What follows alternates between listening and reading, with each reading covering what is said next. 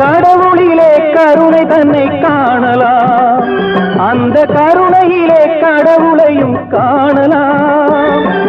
கடவுளிலே தன்னை காணலாம், அந்த கருணையிலே கடவுளையும் காணலாம். நல்ல மனசாட்சியே தேவன் அரசாட்சியாம், அங்கு ஒருபோதும் மறையாது அவன் காட்சியாம். பாவம் என்ற கல்லறைக்கு பல வழி, என்றும் தர்மதேவன் கோவிலுக்கு ஒரு வழி.